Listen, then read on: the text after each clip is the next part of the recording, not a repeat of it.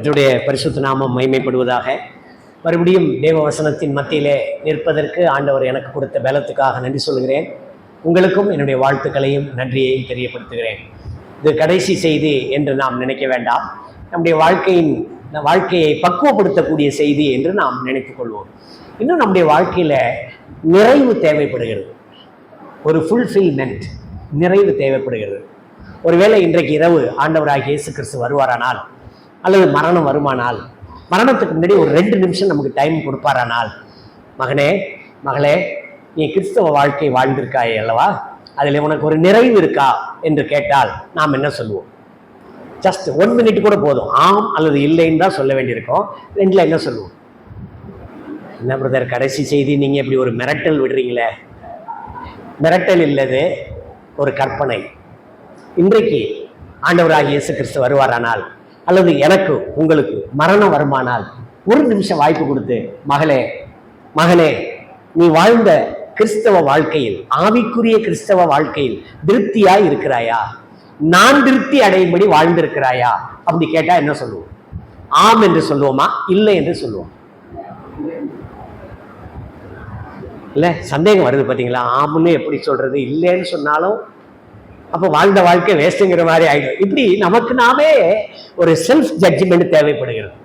1 கொரிந்தியர் 11 அதிகாரத்தில் அப்பம் விட்டு ஆராதிக்கிறதுக்கு முன்னாடி ஒரு வசனம் வாசிச்சோம். நம்மை நாமே நிதானித்து அறிந்தால் நியாயம் தீர்க்கப்படும். அதே போல எல்லா விஷயத்திலும் நம்மை நாமே நிதானித்து பார்க்க வேண்டியது அவசியம். இன்றைக்கு நான் உங்களோடு கூட அவனுக்கு நான் அளிக்கும் பலன் என்கிற தலைப்பிலே திருச்சபைக்கு, ராஜபாளையம் திருச்சபைக்கு வெளியூரிலிருந்து வந்திருக்கிற அருமையான சகோதர சகோதரிகளுக்கு நான் பகிர்ந்து கொள்ள விரும்புகிறேன். அவனுக்கு நான் ஒரு மனுஷியை பார்க்கலாம், ஒரு கூட்டத்தை பார்க்கலாம், ஒரு சமுதாயத்தை பார்க்கலாம். உலகம் முழுவதும் எப்படி பார்க்க முடியும்? கர்த்தருடைய கண்கள் ஒவ்வொருவரையும் பார்க்கிறது. கர்த்தருடைய கண்கள் ஒவ்வொருவரையும் பார்க்கிறது. முதலாவது கர்த்தருடைய கண்களை பற்றி படிப்போம். அப்புறம் அவனுக்கு என்பதை படிப்போம். இந்த அவனுக்கு என்பதை நெகட்டிவா 3 படிப்போம், பாசிட்டிவா 3 படிப்போம். கொஞ்சம் நேரம் ஆனாலும் சமாளிச்சுக்கலாம்ல, ஒன்றும் பயம் இல்லையே. நல்ல டீ கொடுத்தாங்க எனக்கு, ரைட்? சரி, அவருடைய கண்கள் படிக்க பார்ப்போம். உபாகமம் 11வது அதிகாரம் 2வது வசனம். உபாகமம் 11வது அதிகாரம் 2வது வசனம்.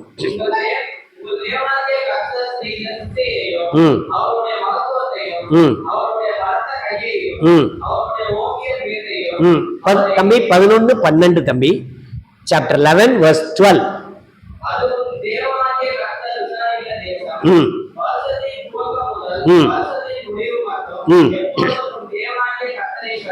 அதன் மேல் வைக்கப்பட்டிருக்கும். தேசத்திலே நம்முடைய கண்கள் இருக்கிறது. அடுத்த நீதிமான்கள் மேல அவருடைய கண்கள் இருக்கிறது. 1 பேதுரு 3:12.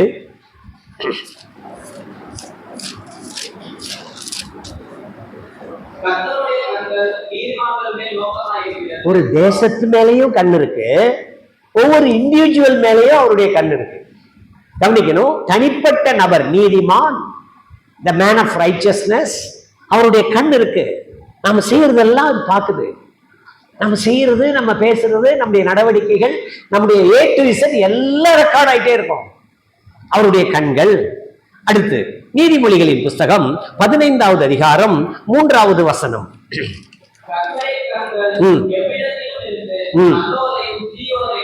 நல்லோரையும் தீயோரையும் நோக்கி பார்க்கிறது. என்ன சார் இவ்வளவு அக்கிரம் நடக்குது, கர்த்தருக்கு கண் இல்லையா, கடவுளுக்கு கண் இல்லையா அப்படின்னு சொல்ற உலக மக்களை பார்க்கிறோம்ல. அவருடைய கண்கள் பார்க்கிறது, என்னை பார்க்கிறது. அவர் கேட்கிறவராயிருக்கிறார், அவர் பார்க்கிறவராயிருக்கிறார், அவர் அதை நிறுத்து பார்க்கக்கூடியவராயிருக்கிறார், அவர் ஜட்ஜ்மெண்ட் கொடுக்கக்கூடிய நியாய தீர்ப்பு செய்கிறவராயிருக்கிறார். சகலமா அவருடைய கண்ணுக்கு முன்னாடி எது இருக்கு? எபிரேயர்கள் நிருபம் 4வது அதிகாரம் 13வது வசனம். இப்ப படிக்கிறதெல்லாம் ஒரு இன்ட்ரோடக்ஷன் தான். என்னங்க, அவர் பார்க்கிறாருங்கிறதுக்கு ஒரு அறிமுகம் தான். 4வது அதிகாரம் 13வது வசனம். அவருடைய பார்வைக்கு மறைவான சிருஷ்டி ஒன்றுமில்லை. ஐயோ, வெட்ட வெளிச்சமாய் இருக்கிறது. எதையும் மூடி வைக்க முடியாது. அவருக்கு முன்பதாக எதையும் மூடி வைக்க முடியாது. அவருடைய கண்கள் சகலத்தையும் பார்க்கிறது. மறுபடியும் அந்த வசனத்தை நான் வாசிக்கிறேன் பாருங்க, 4:13. அவருடைய பார்வைக்கு மறைவான சிருஷ்டி ஒன்றும் இல்லை. சிருஷ்டியிலே ரொம்ப சின்ன சிருஷ்டி எதுங்க? ஒரு எறும்புன்னு வச்சுக்கங்களேன், ஒரு சின்ன சித்தெரும்பு. அது ஆண்டவர் பார்வைக்கு மறைவா இருக்குமா? இல்ல. அதை அவர் பார்க்கிறார், மனிதர்களை பார்க்கிறார், ஜீவராசிகளை பார்க்கிறார். சர்வ சிருஷ்டியும் அவருடைய கண்களுக்கு முன்பாக இருக்கிறது. ஆச்சரியமா இருக்கு பாருங்க. 13ஆம் வசனம் நான் மறுபடியும் படிக்கிறேன். சகலமும் அவருடைய கண்களுக்கு முன்பாக நிர்வாணமாயும் வெளியரங்கமாய் இருக்கிறது. எழுத்தாளர் அதோட கீழே ஒண்ணு சேர்த்து எழுதுறாரு, அவருக்கே நாம் கணக்கு ஒப்புவிக்க வேண்டும். அவர் கண்ணை பத்தி எழுதிட்டு உன் கணக்கை பத்தி எழுதுன்னு சொல்றாரு. நீங்க தான் கணக்கு ஒப்புவிக்கணுங்க. விசுவாசிகளாகிய நாம் அவருடைய பார்வையில காணப்படுகிற அநியாயமாய் இருந்தாலும், அசுத்தமாய் இருந்தாலும், நீதியாய் இருந்தாலும், பரிசுத்தமாய் இருந்தாலும், இதெல்லாம் வசனத்துல இருக்கு. நான் சொல்றேன், கணக்கு ஒப்புவிக்க வேண்டும். அவருடைய கண்கள் என்னுடைய செயலை பார்க்கிறது, என்னுடைய சுவாபத்தை பார்க்கிறது. இன்னொரு வசனம் படிக்கலாமா? நீதிமொழிகள் 15:11.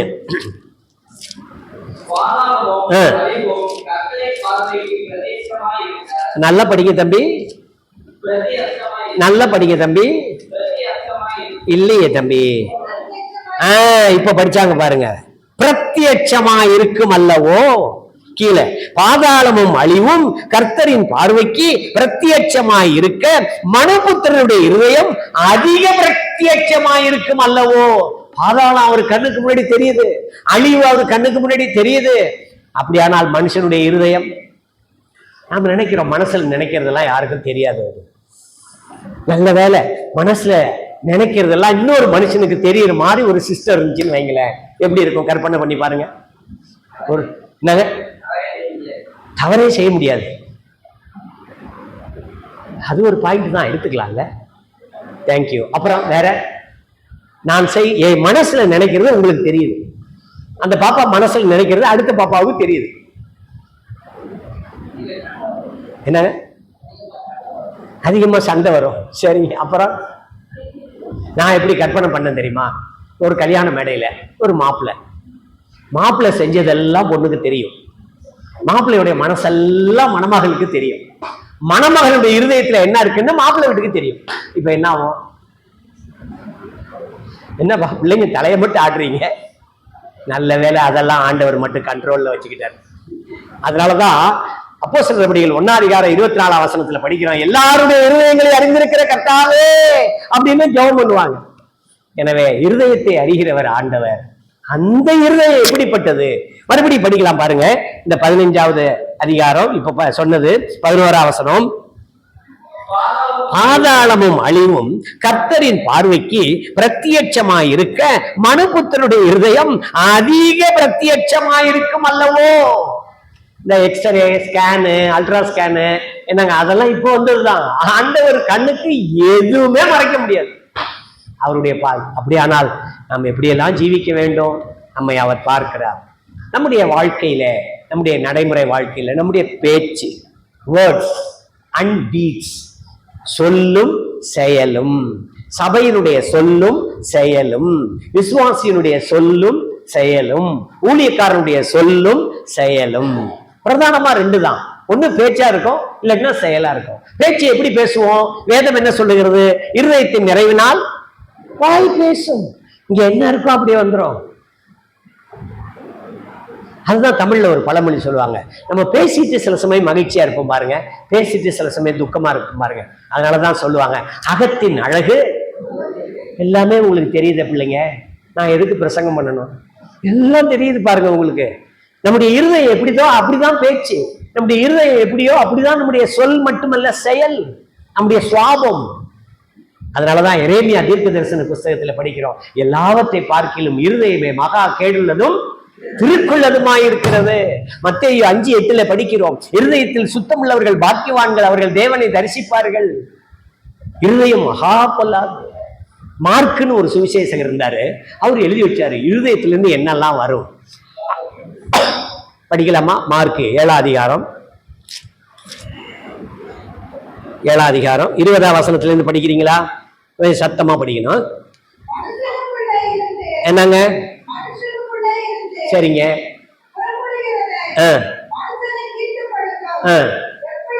எப்படி எனில் எடுத்தோனே பொல்லாத சிந்தனை தான். இந்த சிந்தனையை குறித்து கணக்கு கொடுக்கணுங்க நம்ம.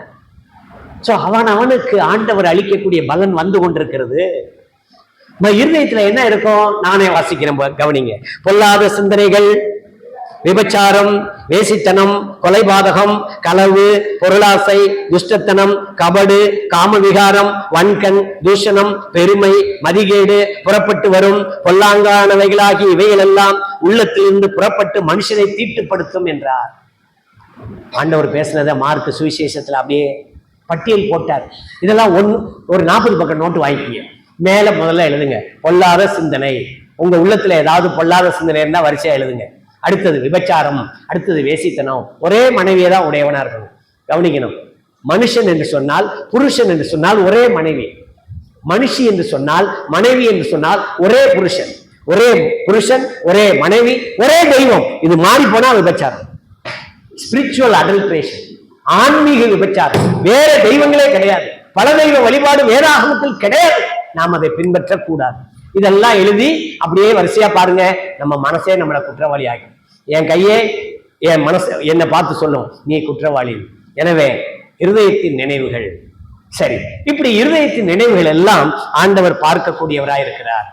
இன்னொரு வசனம் கூட வாசிக்கலாம். மத்தேயு சுவிசேஷம் 10வது அதிகாரம் 26ஆம் வசனம். வெளி ஆக்கப்படாத 26 படிங்க தம்பி. வெளி ஆக்கப்படாத மறைபொருள் இல்லை, அறியப்படாத ரகசியம் இல்லை. ஆண்டவருக்கு எல்லாம் தெரியுங்க. என்னை பத்தி எனக்கு தான் தெரியும்.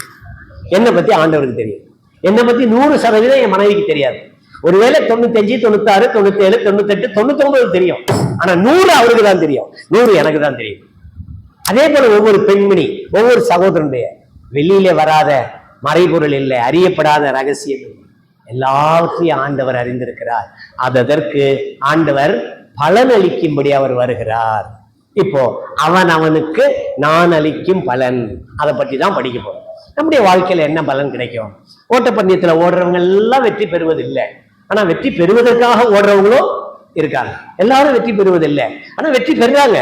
ஃபர்ஸ்ட் வந்துடுறாங்க, செகண்ட் வர்றாங்க, தேர்ட் வர்றாங்க, இல்லையா? லாஸ்ட்லயும் வர்றாங்க. லாஸ்ட்ல வர்றவங்களுக்கு என்ன கிடைக்கும்? என்ன கிடைக்கும்? கிரவுண்டு கிடைக்கும், அவ்வளவுதான். அந்த கிரவுண்ட்ல ஓடுனாங்கல்ல, அதுதான். நானும் ஓட்டப்பந்தயத்துல கலந்துக்கிட்டேன். நானும் ராஜபாளைய சபையில தான் இருந்தேன். ரொம்ப நாள் இருந்தேன் சிஸ்டர், பிரதர். ரொம்ப நாள் நான் சபையில இருந்தேன். ரொம்ப நாள் நான் ஊழியம் செய்தேன். என்ன பலன் கிடைக்க போகுது? கர்த்தர் சமூகத்துல அவனுக்கு நான் அளிக்கும் பலன். படிங்க வெளிப்படுத்தின விசேஷம் 22ஆம் அதிகாரம் 11, 12. 11, 12. அநியாயம் செய்யறவன் அநியாயம் செய்யட்டும், அஸ்தமா இருக்கிறவன் அஸ்தமா இருக்கட்டும். நீங்க அதை பார்க்காதீங்க. நீதி உள்ளவன் நீதி செய்யட்டும், பரிசுத்தம் உள்ளவன் இன்னும் பரிசுத்தமாகட்டும். சீக்கிரமாய் வருகிறேன். தம்பி அந்த இடத்தை அழுத்தி படிங்க தம்பி. தம்பி புளூரல்ல படிக்காதீங்க தம்பி, சிங்குலர்ல படிங்க தம்பி. நீங்க படிச்சது கரெக்ட் தான். அவனவன்ங்கிறது சிங்குலர் தான், அவரவர்கள் சொன்னதான் புளூரல். நான் உங்களை செக் பண்ணேன் எப்படி படிக்க போறீங்கன்னு. அவன் அவருடைய கிரியைகளுக்கு தக்கதாக நான் அளிக்கும் பலன் என்னோடு கூட வருகிறது. கர்த்தராகிய இயேசு கிறிஸ்து வெறுமனே வரலங்க, நமக்கு பலன் அளிக்க வரப்போறாருங்க. என்னங்க? ஒரு வெகுமதி இருக்குங்க, நமக்கு ஒரு வெகுமதி இருக்குங்க, சபைக்கு ஒரு வெகுமதி இருக்குங்க. சபைன்னா சும்மா இல்லைங்க, சபை கிறிஸ்துவின் இரத்தத்தினால் சம்பாதிக்கப்பட்டதுங்க. பாடுகள், பிரச்சனைகள், போராட்டங்கள், விழுந்து போன தேவதூதர்கள், பிசாசின் தொல்லைகள், சத்துருக்கள், அவிசுவாசிகள், எதிரிகள், அத்தனை பேரையும் போராடி போராடி போராடி போராடி ஜெயிச்சுக்கிட்டு இருக்கோங்க. அவர் வரும்போது பலன் உண்டுங்க. சின்ன உதாரணம் சொல்லட்டுமா? ஆதியாகமத்துல இருந்து. ஆபிரகாமுடைய மகன் பேர் என்னங்க? ஈசாக்கு. ஈசாக்கு மனைவி பேர் என்னங்க? ரெபேக்கால பெண்ணு பார்க்க போனது யாருங்க? என்ன பிரதர் கல்யாணம் பண்ற மாதிரி பேசுறீங்களே? ஆமாங்க, எலேசார் போனாருங்க. ஆபிரகாம் சொன்னாருங்க, போ அங்க போய் பெண்ணை பார்த்துட்டு வா. போய் பாக்குறாங்க. அவ பேர் என்னங்க? ரெபேக்கா, இல்லையா? இந்த மனுஷன் ஒட்டகத்தை கூட்டிட்டு போறாருங்க. ஏன்னா முதலாளியுடைய அந்த ஐஸ்வர்யத்தையும் அந்த கம்பீரத்தையும் மேன்மையும் காட்டணும். போறாருங்க. ஒரு ஜெபம் பண்றாரு. சுருக்கமான ஜெபம், பெருக்கமான ஆசீர்வாதம். சுருக்கமான ஜெபம். ஆண்டவரே, இந்த முதலாளியுடைய மகனுக்கு ஒரு பெண்ணு பார்க்கணும். நான் இந்த துறவண்டையில போறேன். யாரு எனக்கு வந்து தண்ணி கொடுக்குறாளோ அவதான் நீங்க நியமிச்சு பெண்ணுன்னு நான் புரிஞ்சுக்கிறேங்கிறாரு. ஒரு ஜெபங்க. அங்க போனாருங்க. அங்கே வர்றாரு, தண்ணி எடுக்கிறதுக்கு வர்றாங்க. துறவண்டையில, துறவுன்னா ஆழமான கிணறு. ஆழமான கிணறு. இன்னைக்கு இருக்கிற இந்த பட்டன் சிஸ்டம்லாம் கிடையாதுங்க. இந்த சகடன்னு சொல்லுவாங்க, புள்ளின்னு சொல்லுவாங்க. அதுல கயிறு போட்டு இழுக்கிற சிஸ்டம்லாம் கிடையாதுங்க. இறங்கி மேல கொண்டு வரணுங்க. மிருகத்தினுடைய தோலாலான ஒரு பை மாதிரி இருக்குங்க. அதுலதான் தண்ணி எடுக்கணுங்க. அதை எடுத்து மேல கொண்டு வர்றாங்க. அப்படி கொண்டு வரும்போது அவ சொல்லுவா, நீர் குடியும், நீரும் குடியும், உங்களுடைய ஒட்டகங்களுக்கும் வார்த்து தருகிறேன். உடனே அந்த எலேசார் என்ன செய்வார் தெரியுமா? மடியை திறப்பாருங்க. முதலாளி கொடுத்து அனுப்புனதுங்க. யார் அந்த முதலாளி? ஆபிரகாம் கொடுத்து அனுப்புனது. அவன் கிழக்கத்தி புத்திரில சீமான். அவன் வீட்டுல 318 வேலைக்காரங்க இருக்கிறாங்க. பெரிய பணக்காரன். இந்திய ஜனாதிபதியினுடைய அறையில 280 ரூம் தான் இருக்கு. ஆபிரகாமுடைய வேலைக்காரன் 318 பேருங்க. அந்த சீமான் கொடுத்து அனுப்புன அந்த பொக்கிஷத்தெல்லாம் எடுத்து யாரு கையில கொடுத்தாங்க? ரெபேக்கா கையில. அதை வாங்கிட்டாங்க. அதெல்லாம் விவரமா படிச்சு பாருங்க. அதை வாங்கிட்டாங்க. ஏங்க கொடுத்தா? கேக்குறேங்க, ஏன் கொடுத்தாங்க? தண்ணி கொடுத்தா கொடுத்தாங்க. அவ்வளவுதான் தங்கச்சி. வெறும் தண்ணிப்பா, பியூர் H2O. அவ்வளவுதான். கிணத்துல இருக்கிற தண்ணி எடுத்து கொடுத்தா அவ்வளவுதான். அந்த தாகம் அவனுக்கு தீந்துருச்சு. முதலாளி கொடுத்த பரிசெல்லாம் அப்படியே கொடுக்குறான். சேக்கல் கணக்கில் எழுதப்பட்டிருக்கு. இஸ்ரேலுடைய பணத்து பேரு இன்னைக்கு வரைக்கும் சேக்கல் தான். ஒரு சேக்கலுக்கு 11.5 கிராம்னு அந்த காலத்துல சொன்னாங்க. இப்ப எவ்வளவுன்னு தெரியல. அப்படியே மல்டிப்ளை பண்ணி பாருங்க. அவ வாங்கிக்கிறா. தண்ணி கொடுத்தவளுக்கே தங்கம் கிடைக்குதுன்னா ஜீவ தண்ணீருக்காக வாழ்ந்தவனுக்கு என்னவெல்லாம் கிடைக்கும்? கிறிஸ்தவ வாழ்க்கை ஒரு வெகுமதி உள்ள வாழ்க்கை. மறக்கவே கூடாது. நீங்க என்ன செஞ்சீங்களோ அதுக்கு ரிஃப்ளெக்ஷன் இருக்கு. நீங்க என்ன செய்றீங்களோ அதுக்கு பிரதிபலன் உண்டு. கற்பனை பண்ணிருப்பாளா நான் தண்ணி கொடுத்தா தங்கம் கிடைக்கும்னு? அல்லது தங்கம் குடிப்பியான்னு கேட்டா தண்ணி கொடுத்தா? இல்ல, வெகுமதியை நினைச்சு வேலை செய்யல, வேலை செஞ்சு வெகுமதியை வாங்கினா. கிறிஸ்தவ ஜீவியம் அப்படிப்பட்டது. நாம் கர்த்தருக்காக வாழ வேண்டும். என்னுடைய கிரியைகளுக்கு தக்க பலன் உண்டு. நிச்சயமா அவனுடைய கிரியைகளுக்கு தக்கதாக நான் அளிக்கும் பலன் என்னோடு கூட வருகிறது. ஆண்டவர் சும்மா வர்றாரா? இல்லைங்க. என்னுடைய எஜமா எப்பொழுதுமே சும்மாவே வரமாட்டாரு. நான் லூக்கா 5 வந்து ரொம்ப என்ஜாய் பண்ணி படிப்பேன். 5ஆம் அதிகாரத்துக்கு நான் ஒரு பட்டப்பேர் வச்சிருக்கேன். படகும் வாழ்க்கை படகும் அப்படின்னு ஒரு பட்டப்பேர் வச்சிருக்கேன். ஒரு 25 வருஷத்துக்கு முன்னாடி ஒரு செய்தி கொடுத்தேன். கேசட்ல போட்டு எல்லாருக்கும் கொடுத்தேன். பேதுரு கடற்கரையில் நின்று கொண்டிருக்கிறான். ராத்திரி முழுவதும் வலை போட்டான், ஒன்றும் கிடைக்கல. ஆண்டவருக்கு படகு கொடுத்தாங்க. ஆண்டவர் சொன்னாரு, உன் படகு கொஞ்சம் தள்ளி போடுறியா, அதுல நின்று பேசிக்கிறேன்னாரு. அதுல நின்று பேசினாரு. என்ன பேசினாருன்னு தெரியாது. ஆனா பேதுரு கேட்டான், அந்த செய்தியெல்லாம் கேட்டான். பேதுருகிட்ட சொன்னாரு, கொஞ்சம் ஆழத்துல தள்ளி கொண்டு போய் வலையை போடுனாரு. போட்டான். 2 படகு நிறைய மீனை பிடிச்சிட்டான். வெறுமனே ஆண்டவர் எப்பொழுதுமே தன்னுடைய பிள்ளைகளை அனுப்புவதே இல்லை. I am enjoying. இந்த வசனத்தை சொல்லும் போது எனக்கு அவ்வளவு மகிழ்ச்சியா இருக்கிறது.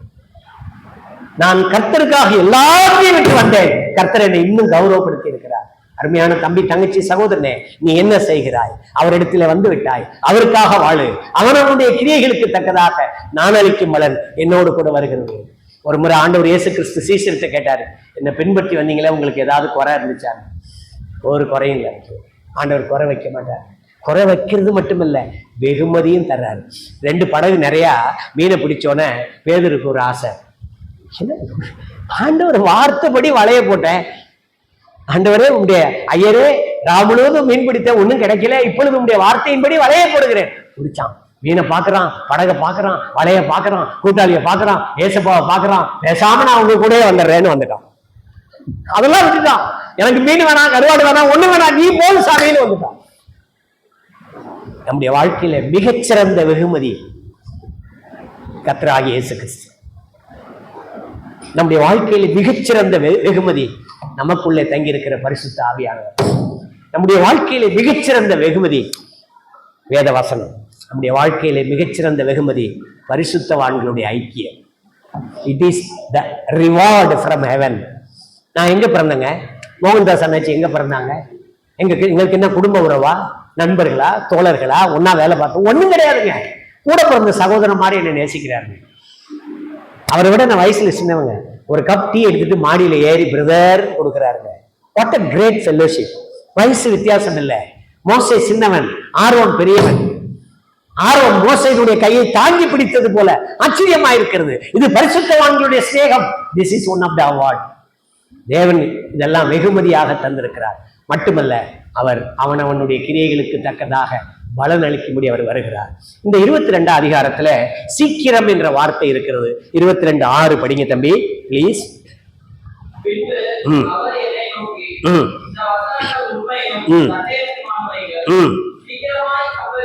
சீக்கிரமாய் என்று சொல்லியிருக்கிறார். 7ஆம் வசனம் படிங்க தம்பி. 12ஆம் வசனம் படிங்க தம்பி. 20ஆம் வசனம் படிங்க தம்பி. இதெல்லாம் சீக்கிரமா நடக்க போகுதுங்க. அவனவனுக்கு நான் அளிக்கும் பலன். வானத்துல இருக்கிற நட்சத்திரம் பாருங்க. நட்சத்திரத்துக்கு நட்சத்திரம் வித்தியாசம் இருக்கும். கவனிச்சிங்களா? எல்லாம் ஒரே மாதிரி மின்னுவது கிடையாது. எல்லாம் வானத்துல தான் இருக்கு, வித்தியாசம் இருக்கும். நாமும் தேவ சமூகத்தில் இருப்போம். வெகுமதி பெற்றவர்கள் எப்படி இருப்பார்கள்? பிரகாசிக்கிற நட்சத்திரங்களை போல இருப்பார்கள். நாம் எப்படி கிரியை செய்கிறோம்? பூமியில கடவுள் எனக்கும் உங்களுக்கும் கொடுத்திருக்கிற ஆயுசு நாட்கள் அவருக்காக வாழ்வதற்கான ஒரு தளம். It's a ground. அது ஒரு தளம். வேற மாதிரி சொல்றேன், ஓடு களம், ஓடு தளம். அதில் ஓடிக்கொண்டிருக்கிறோம். எப்படி ஓடுகிறோம், என்ன என்ன செய்து கொண்டிருக்கிறோம், எல்லாவற்றையும் ஆண்டவர் பார்க்கிறார், எல்லாம் ரெக்கார்ட் பண்றார். அதற்காக அங்கே ஒரு புஸ்தகம் இருக்கிறது. அதுக்கு பேர் ஞாபக புஸ்தகம். என்னுடைய பெயர் இருக்கிறது, உங்களுடைய பெயர் இருக்கிறது ஜீவ புஸ்தகம். என்னுடைய செயல் இருக்கிறது, என்னுடைய பேச்சு சொல் செயல் சகலமும் ஞாபக புஸ்தகத்தில் எழுதப்பட்டு கொண்டிருக்கிறது.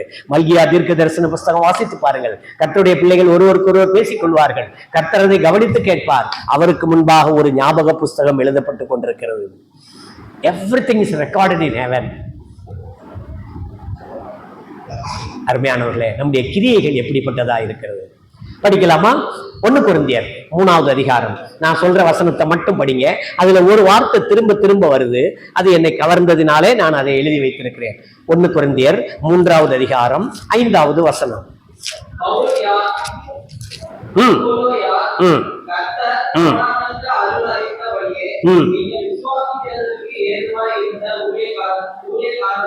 எட்டாம் வசனம். தம்பி இதெல்லாம் படிச்சுட்டு கடைசியா ஒரு கேள்வி கேட்பேன் தம்பி. எந்த வார்த்தை திரும்ப திரும்ப வருகிறது அப்படி படிங்க. 8ஆம் வசனம்.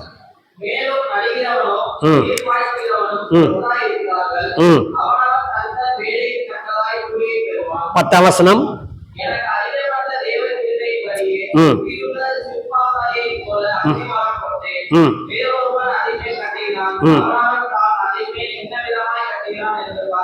13ஆம் வசனம்.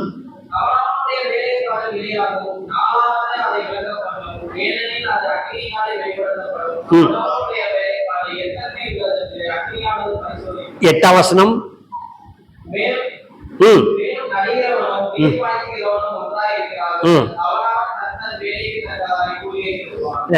எட்டாம் வசனம் ஏற்கனவே வாசிச்சாச்சு.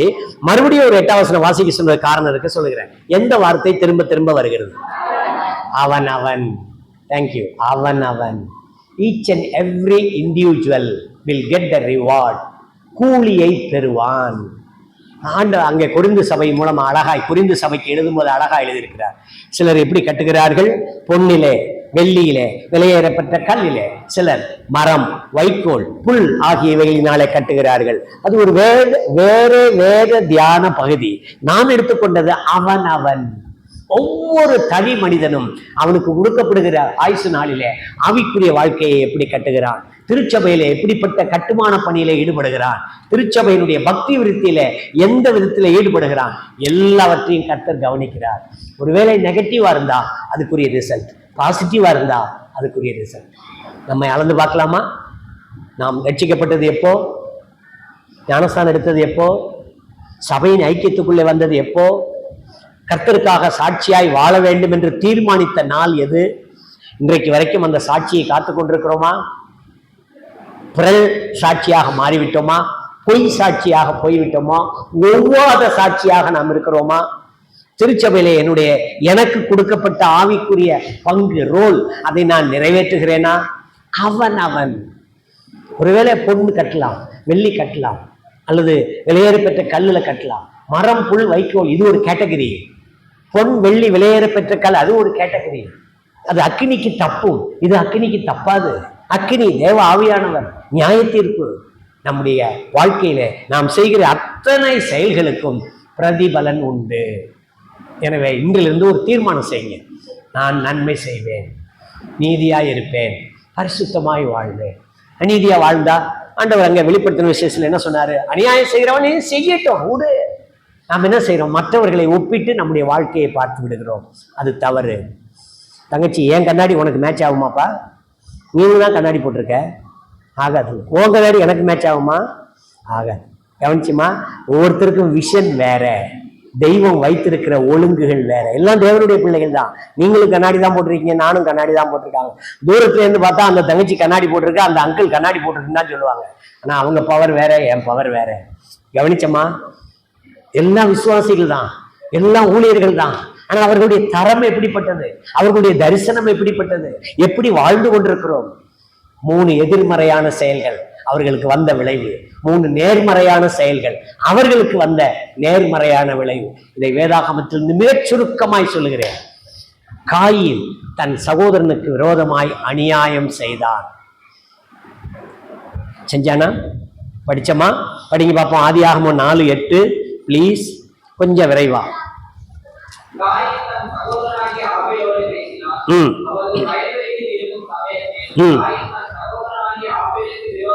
விரோதமாய் எழும்பி, அவ்வளவுதான் அவன் செய்த செயல், விரோதம், தன் சகோதரனுக்கு விரோதம். இது நெகட்டிவா பாசிட்டிவா? நெகட்டிவ், எதிர்மறையானது. சகோதரங்க, ஓ தம்பி, ஓன் தம்பி, ஒரு தாய் பிள்ளைங்க, ஒரு குல தேங்காய், எப்படி நீ விரோதமா இருக்கலாம்? இது நெகட்டிவ். அருமையான சகோதரனே, சகோதரியே, எந்த சகோதரனுக்கு விரோதமாகவும் சகோதரிக்கு விரோதமாகவும் நீங்கள் செயல்பட கூடாது, பேசவே கூடாது. அவங்கள ஆண்டவர் நியாயம் தீர்ப்பார். நீ ஏன் கவலைப்படுற? தந்திரமா வயலுக்கு அழைச்சிட்டு போயிட்டான், கொலை செய்தான். சாப்டர் முடிஞ்சதுன்னு அவன் நினைச்சான். கவனிச்சிங்களா? ஃபைலை க்ளோஸ் பண்ணலான்னு அவன் நினைச்சான். ஆண்டவர் அப்பதான் ஃபைலையே ஓபன் பண்ணுவார். அடுத்த சம்பவம் ஒன்று கூட சொல்றேன், நெகட்டிவ்ல. எனவே நம்முடைய வாழ்க்கையில எதிர்மறையான செயல்கள் எதுவும் செய்யக்கூடாது. ஒரு சின்ன உதாரணம் தான் ஆதியாகமத்திலிருந்து. காயின் தன் சகோதரன் ஆகிய ஆபேலுக்கு விரோதமாய் எழும்பி அவனை கொலை செய்தார். சப்ஜெக்ட் முடிஞ்சிருச்சா? இன்னைக்கு வரைக்கும் ஓடிக்கிட்டு இருக்கு, இப்ப கூட பேசிட்டு இருக்கு. ஆபேலுடைய ரத்தம் கூப்பிட்டுச்சு. சகோதர சபையில சகோதரர்களுக்கு விரோதமாய் எந்த காரியமும் செய்யக்கூடாது. ஒருவேளை அவங்க தவறு செஞ்சிருக்கலாம். நியாயம் இருக்கிறவர் யாரு? நியாயாதிபதி, சர்வலோக நியாயாதிபதி. விரோதமாய் செய்தான். என்ன ஆச்சு? காயினுடைய ரிசல்ட் உங்க எல்லாருக்கும் தெரியும். என்னாச்சு? ஆண்டவரே, இந்த தண்டனை கொடியதா இருக்குதுன்னு சொன்னான். வேற வழி இல்லை. அதுதான் அவனுக்கு சகோதரனுக்கு விரோதமாய் விரோதத்தை உண்டு பண்ணுதல். கர்த்தர் சில காரியங்களை வெறுக்கிறார். அதில் ஒன்று சகோதரனுக்குள்ளே விரோதத்தை உண்டு பண்ணுதல். ஞாபகம் வைக்கணும். உங்களுக்கு வேற கருத்து வேறுபாடு இருக்கலாம், பிடிக்காம இருக்கலாம், அவங்களுடைய பேச்சு பிடிக்காம இருக்கலாம், ஹேர் ஸ்டைல் பிடிக்காம இருக்கலாம், லைஃப் ஸ்டைல் பிடிக்காம இருக்கலாம், ஃபேமிலி பிடிக்காம, அதை பத்தி கவலை இல்லை. விரோதமா பேசாத. நெகட்டிவ். நம்பர் 1. நம்பர் 2, 2 சாமுவேல் 11வது அதிகாரம் 2-4. இதெல்லாம் நெகட்டிவ். 3 நெகட்டிவ், 3 பாசிட்டிவ் சொல்லி முடிக்கிறேன். 11, 2 சாமுவேல் 11. கரெக்ட் தம்பி, படிங்க.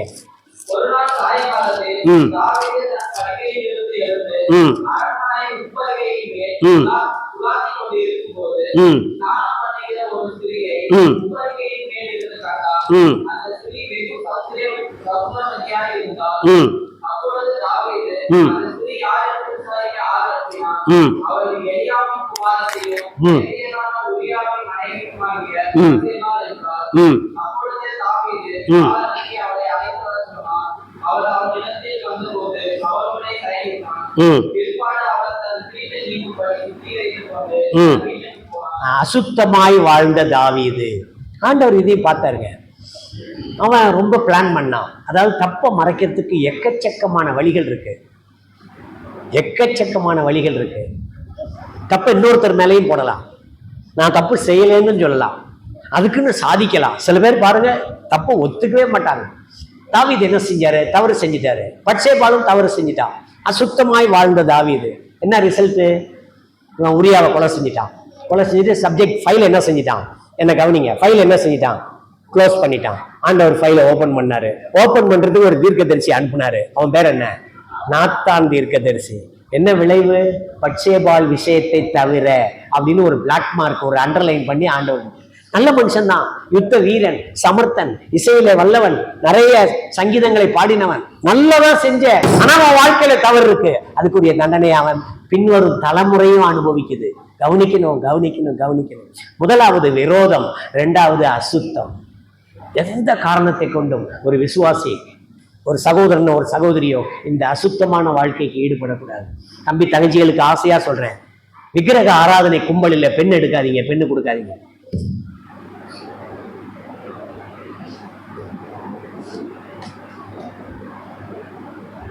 நம்ம சொந்தக்காரங்கள்லாம் ஜாதி ஜனமெல்லாம் நம்மளை வெறுத்தா கூட பரவாயில்ல, விக்கிரக ஆராதனை கும்பலில் எடுக்காதீங்க. அது அவிசுவாசி. நரகலான விக்கிரகத்தை கும்பிடுறாங்க. இல்ல சார், அந்த பையனை எனக்கு பிடிக்குது, அந்த பிடிக்குது பிடிக்கலங்கிறதெல்லாம் ஓரமா வை. கர்த்தருக்கு பிடிக்குதா? அசுத்தமானதை செய்யக்கூடாது, அசுத்தமானதை தொடக்கூடாது, அசுத்தமானதை பேசக்கூடாது. இவன் அசுத்தமானது. என்ன செய்தான்? இன்னொருவனுடைய மனைவி. யாத்ராகமத்தில் என்ன படிக்கிறோம்? 20வது அதிகாரத்துல கற்பனை கொடுக்கப்பட்டது, பிறனுக்குள்ள யாதொன்றையும் இச்சையாதிருப்பாயாக. Lust, it is not love. இன்னைக்கு லவ் பண்றேன்னு சொல்றாங்க, ஆனா அது லவ் இல்லை, lust. Lust towards the skin, இந்த மாம்சத்தின் மேலே ஆசை, இச்சை. தாவீது அதை செய்தான். என்ன எதிர்மறையான விளைவுகள்? என்ன நடந்தது? அந்த பிள்ளை செத்து போச்சு தெரியுமா? அவன் அப்படியே சாப்பிடாம கிடக்குறான். என்னமோ பெரிய 100% யோக்கியமான் மாதிரி. எல்லாரும் வந்து அரசாங்கத்திலேருந்து வந்து அரண்மனையில் இருந்துச்சு, ராஜா சாப்பிடுங்க ராஜா, சாப்பிடுங்க ராஜா, சாப்பிடுங்க ராஜா. அவன் சாப்பிட மாட்டேங்கிறான். பிள்ளை செத்து போச்சு. அப்புறமா உட்காந்து சாப்பிட்றான். தீட்டுள்ளதையும் அசுத்தமானதையும் திருச்சபை மக்கள் ஒரு நாளும் செய்யக்கூடாது. அது அருவருப்பு, அது கர்த்தர் பார்வையில் அருவருப்பு. விக்கிரகத்துக்கு படைத்ததை புசிக்காத. நான் பிராக்டிக்கல் அவங்களோடு பேசுறேன். எங்க வீட்டுக்கு அருகிலே ஒரு குடி வந்தாங்க, விக்கிரகத்துக்கு படைச்சது கொண்டு வந்து கொடுத்தாங்க. நான் வேண்டான்னு சொல்லிட்டேன். என் மனைவி சொன்னாங்க, வாங்கி கீழே போட்டுருவோம், நம்ம சாப்பிட வேண்டாம். நான் சொன்னேன், வேண்டாம், சாரி. இன்னைக்கு வரைக்கும் பகையாளியா எங்களை பார்க்குறாங்க. எனக்கு அது கவலையே கிடையாது. ஏன் சொல்லுங்க? நான் அவரை பிரியப்படுத்தணுமா, மற்ற ஜனங்களை பிரியப்படுத்தணுமா? நான் அவரை பிரியப்படுத்தணும். ஒரு தடவை சொல்லிட்டா அவங்க நம்மளை பற்றி தெரிஞ்சுக்குவாங்க. இவர்கள் விக்கிரக ஆராதனைக்காரர்கள் அல்ல, விக்கிரகத்துக்கு படைத்ததை புசிக்கிறவர்களும் அல்ல. ஜாக்கிரதையா இருக்கு. அசுத்தமானதை இவன் தொடுகிறான். இன்னொருவனுடைய மனைவிங்க, இது அநேக இடங்களிலே தவறு நடக்கிறது. இன்னொருடைய மனைவி, இன்னொருத்தியுடைய புருஷன், தவறு செய்யக்கூடாது. என்ன நடந்தது தாவீதுடைய வாழ்க்கையில? தாவீது அப்படி செய்தான். சாலமோன் எப்படி செய்தான்? சாலமோனுக்கு எத்தனை மனைவி, எத்தனை மறுமனையாட்டி, எத்தனை வைப்பாட்டிகள்? ஏன்? தகப்பன் சரியில்லைங்க, தகப்பன் சரியில்லை. Family leader of the family is not good, சரியில்லை. அசுத்தமாய் வாழ்ந்தான். தாவீதுடைய வாழ்க்கை எப்படி இருக்கு? இன்னைக்கு தாவீதுடைய கல்லறையை சேஃப்டி பண்ணியிருக்காங்க. நான் போய் இஸ்ரேல் நாட்டில் பார்த்துட்டு வந்தேன்.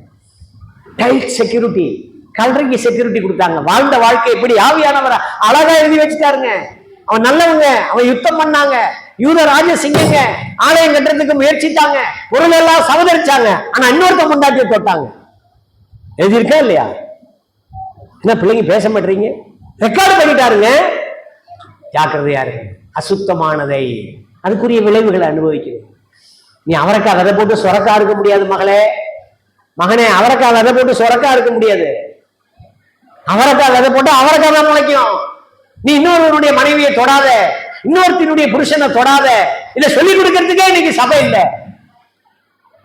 இன்னைக்கு சொல்லிக் கொடுக்கணும், இதை கண்டிப்பா சொல்லிக் கொடுக்கணும். என்ன எதிர் விளைவுகள் வரும் அவனை பற்றி பிற்பாடு படித்து பாருங்க. நாத்தான் அங்கிருந்து வருகிறான். அழகா ஒரு உதாரணம் சொல்றான், அதெல்லாம் உங்களுக்கு தெரியும். அவனுடைய வாழ்க்கையில எவ்வளவு வெரி சேட் இன்ஃபர்மேஷன். ரிசல்ட்டும் அதே மாதிரி தான் ஆயிடுச்சு. சாலமோன் வந்தாரு. சாலமோனுக்கு அப்புறம் ராஜ்யம் என்னாச்சு? 2 துண்டா பிரிஞ்சிருச்சு. ஒன்று யூதா, ஒன்று இஸ்ரேல். ஒன்று சமாரியா, ஒன்று எருசலேம்.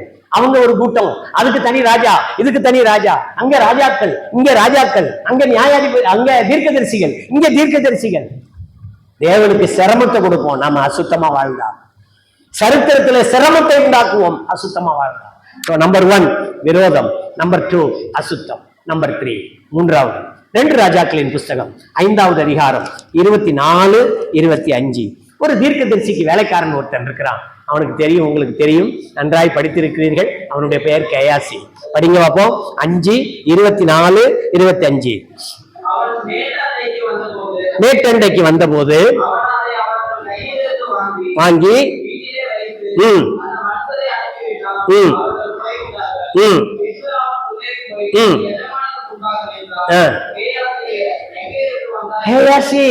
எங்க இருந்து வந்தாய்?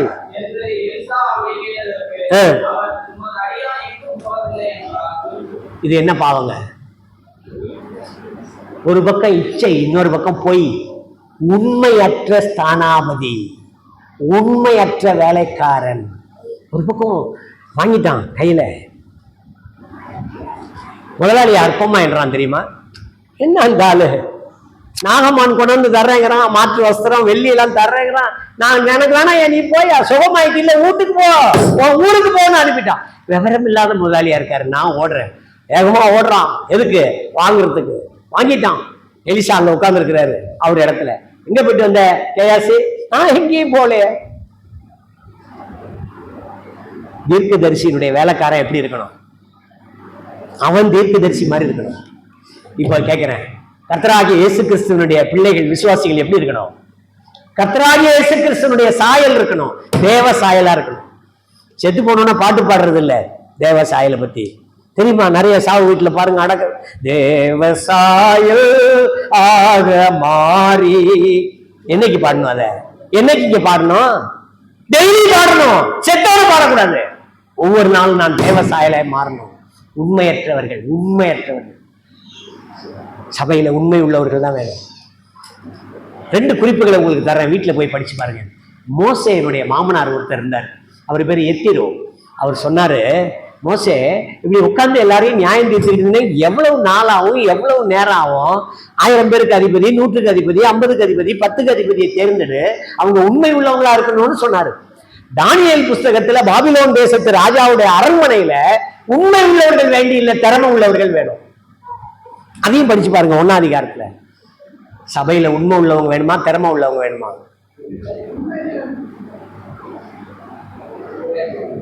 ரெண்டும் வேணுமா?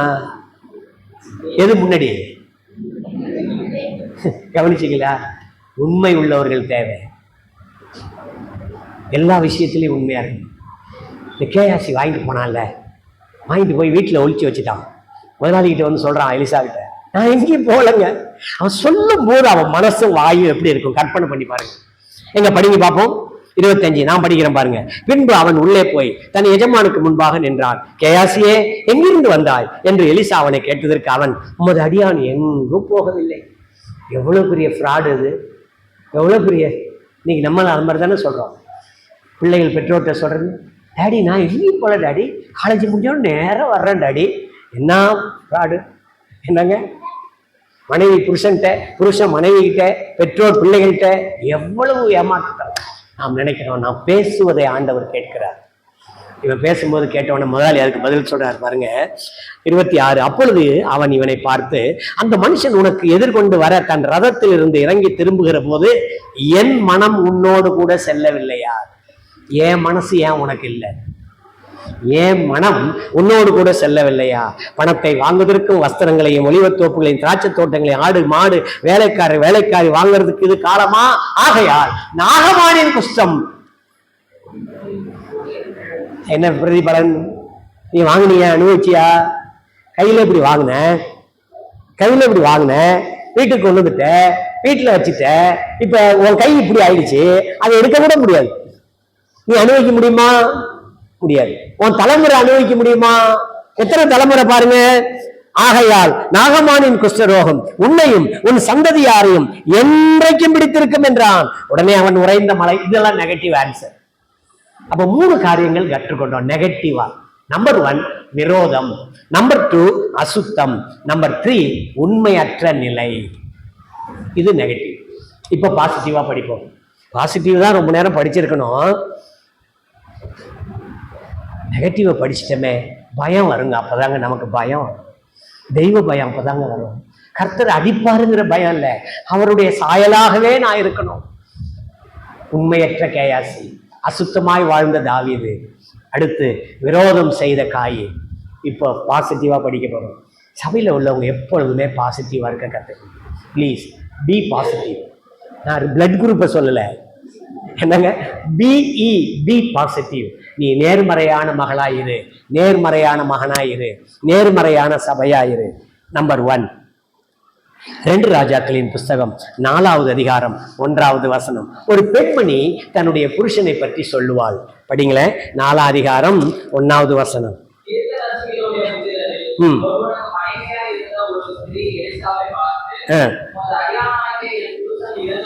என் புருஷன் செத்து போயிட்டாங்க. மனைவி புருஷனை பத்தி சொல்றாங்க, என் புருஷன் கர்த்தருக்கு பயந்து நடந்தான் என்பதை அறிவீர். எப்படியோ நாங்க கடன் பட்டுட்டோம், கடன் கொடுத்தவன் என்னுடைய 2 பிள்ளைகளையும் அடிமையாக்க போறாங்க. என்ன உத்தம சாட்சி, என்ன சாட்சி? யார் சொல்றா? மனைவி சொல்றா. யாரை பத்தி? அவங்க அப்பாவை பத்தி இல்ல, புருஷனை பத்தி சொல்றா. எத்தனை மனைவிமார்கள் தங்கள் புருஷனை பற்றி நல்ல சாட்சி சொல்ல முடியும்? எத்தனை புருஷர்கள் தங்கள் மனைவியை பற்றி சாட்சி சொல்ல முடியும்? ஒரு கேள்வி கேட்டா நீங்க பதில் சொல்வீங்களா? உடனே கை தூக்கி சொல்லுவோம். கல்யாணம் ஆனவங்களுக்கு மட்டும் கேள்வியே, கல்யாணம் ஆகாதவங்க தப்பிச்சிட்டீங்கல்ல, சரி, கல்யாணம் ஆனவங்களுக்கு மட்டும் கேள்வி. தன் மனைவியோடு தன் புருஷனோடு இருக்கிறவங்களுக்கான ஒரு கேள்வி. எனக்கு இப்பொழுது ஆண்டவர் கொடுத்த மனைவி மறுபிறவி என்று ஒன்று இருக்குமானால் இதே மனைவி எனக்கு மனைவியாய் வர வேண்டும் அப்படின்னு விரும்புறவங்க மட்டும் கை தூக்குங்க பார்ப்போம். நான் தூக்கிடுறேன், ஏன்னா என் மனைவி இங்க இல்லை, அதனால நான் தூக்கிடுறேன். சிக்கலா இருக்கு பிரதர், இவ்வளவு பேர் இருக்கீங்க, பின்னாடி 2 கை 3 4 கை தான் தெரியுது. யோசிச்சு யோசிச்சு தூக்குறாங்க. என்னத்த சொல்ல, வீட்டுக்கு போனாதான் தெரியும். இல்ல, நீங்க சொல்லுங்க, இப்பொழுது கடவுள் எனக்கு கொடுத்த புருஷன், எனக்கு கொடுத்த கணவர் மறுபிறவி ஒன்று இருக்குமானால் இதே கணவர் எனக்கு மறுபிறவி இல்லை, கவனிங்க, மறுபிறவி என்று ஒன்று இருக்குமானால் இதே கணவர் எனக்கு கணவனாய் வர வேண்டும். எத்தனை பேருக்கு விருப்பம் இருக்கு? அரக்கை காக்கையெல்லாம் தூக்கக்கூடாது. நல்ல வேலை பிரதர், கேமராலாம் இல்லை இல்லை இங்க. சரி சரி, தேங்க்யூ. யோசிச்சு பாருங்களேன், கொஞ்சம் யோசிக்க வேண்டியிருக்கா இல்லையா? போதும் குப்பை கொட்டினது. என்னப்பா, என்ன கண்ணு நீங்களா சிரிக்கிறீங்க? இந்த மனுஷனோட என்னத்தை வாழ்ந்து போதும், இந்த மனுஷனோட வாழ்ந்தது, இந்த பெண்ணோட இந்த ஸ்திரீயோட வாழ்ந்தது போதும். ஆனால் இவள் சொல்லுகிறாள், செத்து போயிட்ட பிற்பாடும் சாட்சி சொல்லு, என் புருஷன் கர்த்தருக்கு பயந்து நடந்தார். இதுல என்ன தெரியுமா ரிசல்ட்டு? இங்க தீர்க்கதரிசி இருக்கிறாரு, கடன்னு சொல்லிட்டாரு, இவ சொல்லிட்டா.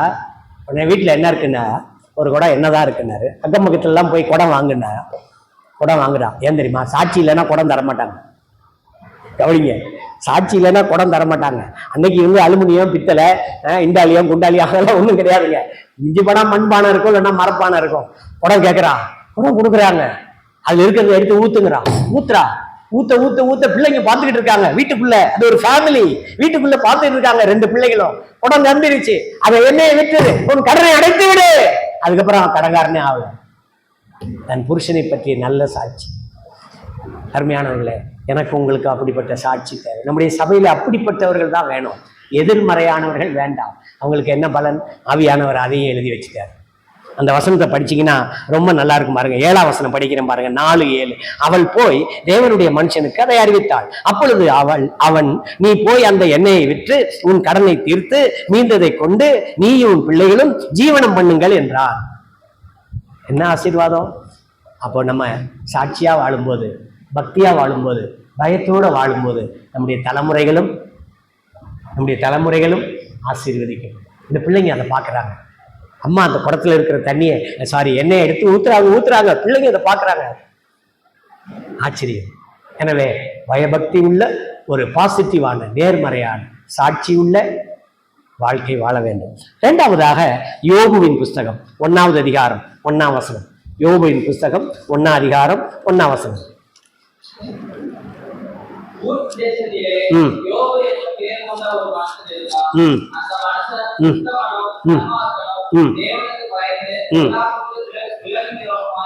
எட்டாம் வசனம். ம் ம் ம் ம் 2ஆம் அதிகாரம் 9ஆம் வசனம்.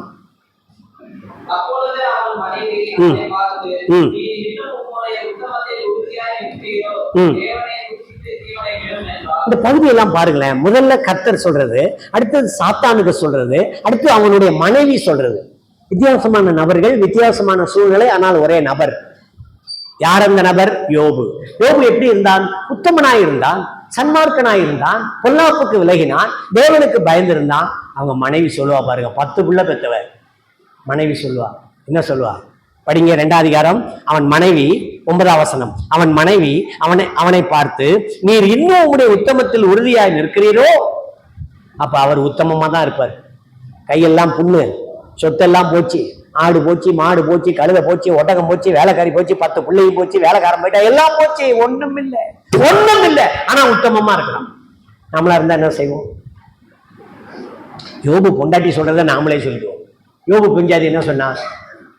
தேவனை தூஷித்து, ரொம்ப ரொம்ப ராயல் லாங்குவேஜா பைபிள்ல இருக்கு. நான் பேசுற மாதிரி பேசுறேன். எதுக்கு இன்னும் உயிரோடு இருக்க? செத்து தொலைய அப்படி சொல்ற மாதிரி. ஜீவனை விடு அப்படின்னா என்ன அர்த்தம்? செத்துப்போ, ஏன் என்ன உயிரோட? உத்தமம் என்ற வார்த்தையை அவளே பயன்படுத்துறான் தன் புருஷனை பற்றி. அங்க பாருங்க, கர்த்தருக்கு பயந்து நடந்தான். என்ன ரிசல்ட்டுங்க? உண்மையிலேயே அந்த முழு சம்பவத்துல என்ன தெரியுமா கருப்பொருள்? அவன் மனைவிக்கு ஒரு பெரிய வெக்கம். எப்போ எல்லா கடைசியில.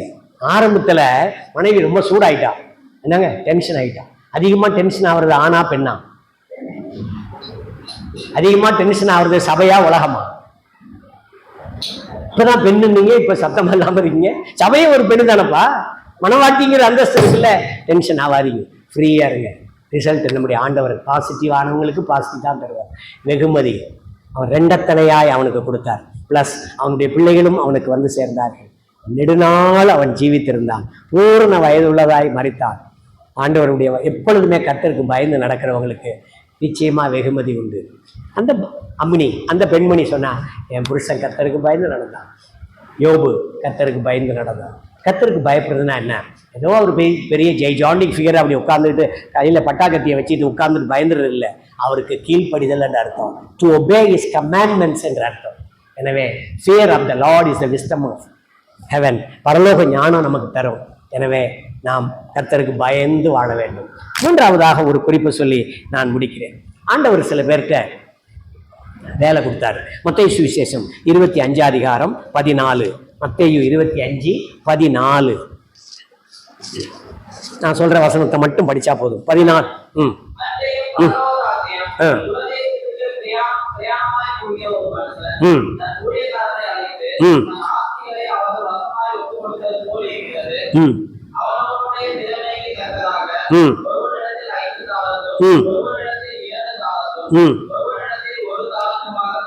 20ஆம் வசனம். ம்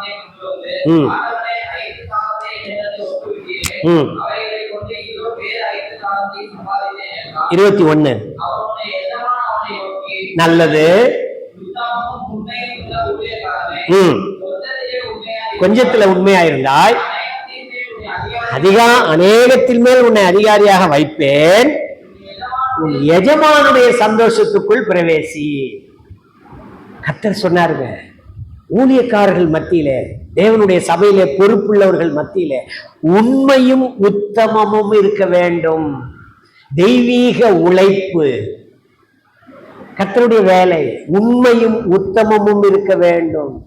ஆண்டவர் அப்ரிஷியேட் பண்றாருங்க. 5 தாளந்து வாங்கினவன என்ன சொல்றாரு?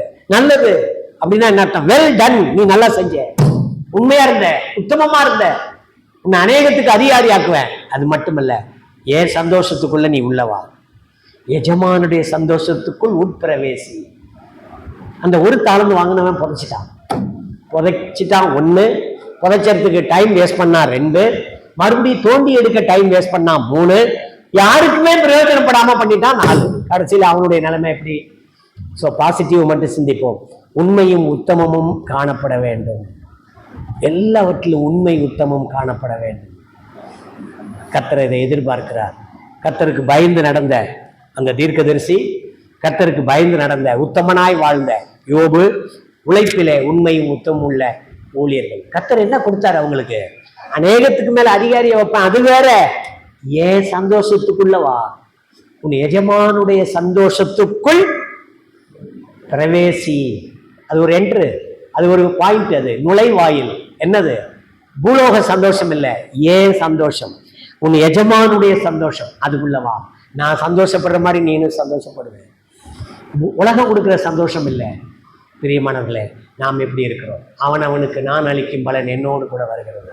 கலாத்தியர்ல ஒரு வசனம் படிக்கிறோம், 6ஆம் அதிகாரம் 7ஆம் வசனம். படிக்கலாமா? கலாத்தியர்கள் நிருபம் 6வது அதிகாரம் 7வது வசனம். மோசம் போகாதிருங்கள். மனுஷன் எதை விதைக்கிறானோ அதே அறுப்பான். 8ஆம் வசனம் ரிசல்ட் இருக்கிறது. ஒரு விசுவாசிக்கு எழுதப்பட்டதுதான் இது. 8ஆம் வசனம், தன் மாம்சத்துக்கென்று விதைக்கிறவன் மாம்சத்தினாலே அழிவை அறுப்பான், ஆவிக்கென்று விதைக்கிறவன் ஆவியினாலே நித்திய ஜீவனை அறுப்பான். அறுவடைங்கிறது ரொம்ப முக்கியங்க. விதைக்கிறது முதல் வேலை, அறுவடை கடைசி வேலை. அறுத்த பிற்பாடு அதை எடுத்துட்டு போய் களஞ்சியத்துல சேர்க்கும் போது இருக்கிற சந்தோஷம் இருக்கு பாருங்க, அதுதாங்க சந்தோஷம். தம்பி, தங்கச்சி, சகோதரனே, சகோதரியே, நீ வாழுவது செடி வளருவது போல, நீ முதல் விதைக்கப்பட்டது விதை விதைப்பது போல, நீ வாழுவது வளருவது போல. ஒரு நாள் வரும், கதிர் விளையும் அல்லது கதிர் இல்லாமல் இருக்கும். அது அறுவடை நாளிலே தெரியும். ஆண்டவர் வருகிறார், வருகிறார், வருகிறார். அவனுக்கு நான் அளிக்கும் பலன் என்னோடு கூட வருகிறது என்று சொல்லியிருக்கிறார். அவர் வரும்போது அறுவடை செய்வார். கதிர் அறுத்தவனுக்கு எவ்வளவு மகிழ்ச்சி இருக்கு, எவ்வளவு மகிழ்ச்சி இருக்கு. அறுவடையில தாங்க தெரியும் நம்முடைய வயல் எப்படி விளைந்திருக்கிறது. நம்முடைய சபையை பற்றி ஆண்டவர் சொல்லுவார். மற்றவங்க பார்வையெல்லாம் விடுங்க, மனுஷனுடைய பார்வையெல்லாம் ஒண்ணும் இல்லை. Nothing before the sight of God. தேவனுடைய பார்வைக்கு முன்னாடி மனிதனுடைய பார்வை ஒண்ணுமில்லை, ஒண்ணுமில்லை.